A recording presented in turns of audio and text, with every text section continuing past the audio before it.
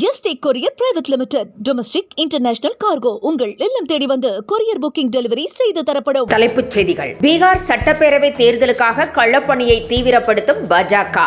கட்சி நிர்வாகிகளுடன் பிரதமர் நரேந்திர மோடி ஆன்லைனில் இன்று கலந்துரையாடல்.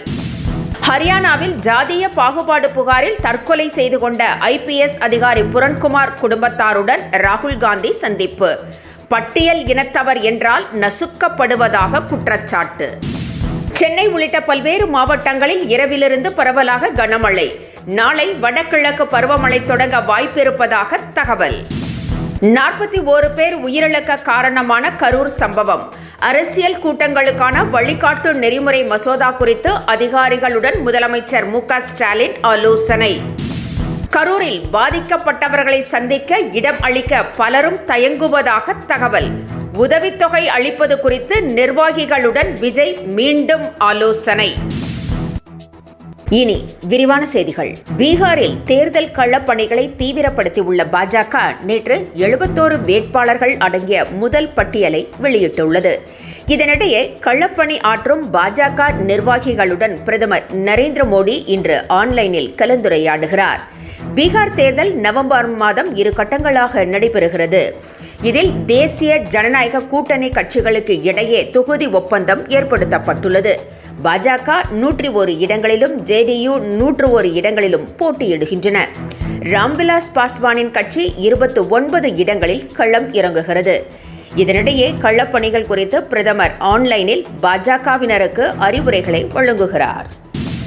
ஹரியானாவில் ஜாதிய பாகுபாடு புகாரில் தற்கொலை செய்து கொண்ட IPS அதிகாரி புரண்குமார் குடும்பத்தாரை ராகுல் காந்தி சந்தித்து பேசினார்.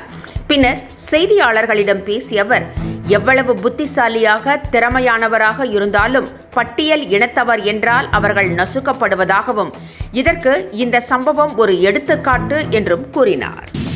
கரூர் துயர சம்பவம் நாடு முழுவதும் அதிர்வலைகளை ஏற்படுத்தியுள்ள நிலையில் அரசியல் கட்சி கூட்டங்களுக்கு நெறிமுறைகளை வெளியிட வேண்டும் என்ற கருத்து பரவலாக எழுந்திருக்கிறது. எனவே இதுகுறித்த மசோதாவை நடப்பு பேரவை கூட்டத்தொடரிலேயே நிறைவேற்ற அரசு திட்டமிட்டிருக்கிறது. இதற்காக மசோதா குறித்து அதிகாரிகளுடன் முதலமைச்சர் MK ஸ்டாலின் ஆலோசனை நடத்தியிருக்கிறார். தமிழகத்தில் சென்னை உள்ளிட்ட பல்வேறு மாவட்டங்களில் பரவலாக விட்டுவிட்டு கனமழை பெய்து வருகிறது. கோவை, நீலகிரி, திண்டுக்கல், தேனி, விருதுநகர், மதுரை, சிவகங்கை, ராமநாதபுரம் உள்ளிட்ட 12 மாவட்டங்களில் இன்று கனமழைக்கு வாய்ப்பிருப்பதாக வானிலை ஆய்வு மையம் தெரிவித்துள்ளது. மேலும் நாளை வடகிழக்கு பருவமழை தொடங்கக்கூடும் என்றும் தெரிவிக்கப்பட்டுள்ளது.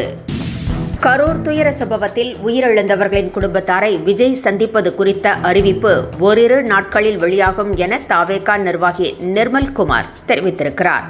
பட்டினப்பாக்கம் இல்லத்தில் விஜய் நேற்று கட்சி மூத்த நிர்வாகிகளுடன் ஆலோசனை நடத்தினார். இந்த ஆலோசனைக்கு பிறகு செய்தியாளர்களிடம் பேசிய நிர்மல்குமார் இந்த தகவலை தெரிவித்தார். இதனிடையே கரூர் துயர சம்பவத்தில் பாதிக்கப்பட்டவர்களின் குடும்பங்களை சந்திப்பதற்காக இடம் தர தனியார் உரிமையாளர்கள் தயங்குவதாக தகவல் வெளியாகியுள்ளது. எனவே அது பற்றியும் விஜய் ஆலோசித்திருப்பதாக கூறப்படுகிறது.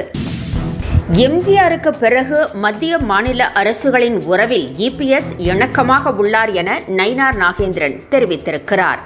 மத்திய மாநில அரசுகள் இணக்கமாக இருக்க வேண்டும் என்பதை எம்ஜிஆர் உணர்ந்திருந்ததாகவும் அவர் குறிப்பிட்டுள்ளார். இதே 4 ஆண்டுகளில் மத்திய அரசுடன் EPS இணக்கமாக இருந்ததாகவும் தற்போது திமுகவின் 4 ஆண்டு கால ஆட்சியில் லஞ்சம் தலைவிரித்தாடுவதாகவும் விலைவாசி விண்ணை முட்டுவதாகவும் நயினார் நாகேந்திரன் விமர்சனம் செய்திருக்கிறார். தீபாவளிக்கு இன்னும் 5 நாட்களே உள்ள நிலையில் அதிக ஒலி எழுப்பும் மற்றும் தொடர்ச்சியாக வெடிக்கும் சரவெடிகளை தவிர்க்குமாறு தமிழக அரசு அறிவுறுத்தியிருக்கிறது. மருத்துவமனைகள் மற்றும் வழிபாட்டு தலங்கள் உள்ளிட்ட அமைதியாக இருக்கும் இடங்களில் பட்டாசு வெடிப்பதை தவிர்க்க வேண்டும் என்றும் கேட்டுக்கொண்டிருக்கிறது. என்றும் உங்களுடன் மை இந்தியா. முக்கிய செய்திகளை உடனுக்குடன் தெரிந்து கொள்ள சப்ஸ்கிரைப் பண்ணுங்க, பெல் பட்டனை பிரஸ் பண்ணுங்க. என்றும் உங்களுடன் மை இந்தியா.